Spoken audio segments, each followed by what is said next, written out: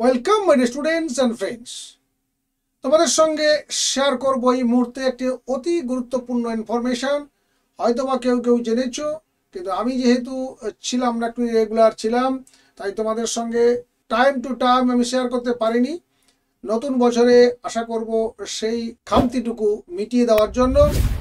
এই মুহূর্তে তোমাদের যে বিষয়টি জানাতে চলেছে সেটা হচ্ছে যে আমাদের শিক্ষা ব্যবস্থা এই মুহূর্তে একটা বিরাট পরিবর্তনের মধ্য দিয়ে চলছে।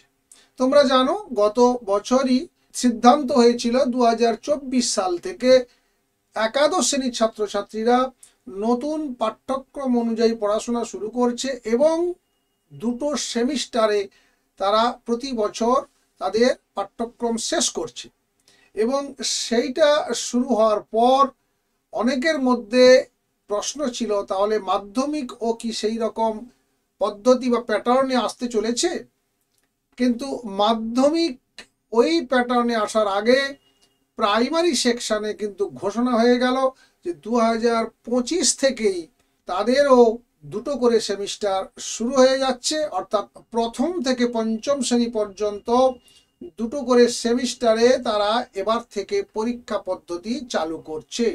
সারা ভারতবর্ষে শিক্ষা ব্যবস্থাতে একটা ইউনিফর্মিটি আনার জন্য সব রাজ্যে যে উদ্যোগ দেখা দিয়েছে, পশ্চিমবঙ্গ সেখানে পিছিয়ে নেই। এই সিদ্ধান্ত তারই উদাহরণ। বছরের প্রথম থেকে অর্থাৎ জানুয়ারি থেকে জুন মাস পর্যন্ত একটা সেমিস্টার, আর জুলাই থেকে ডিসেম্বর পর্যন্ত আরেকটি সেমিস্টার।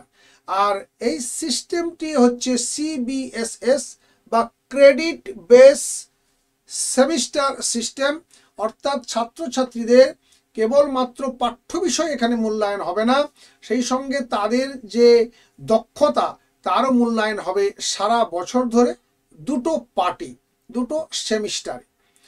এখন এই পরীক্ষা পদ্ধতি কতখানি কার্যকর হতে যাচ্ছে সেটা আগামী দিনে বলবে।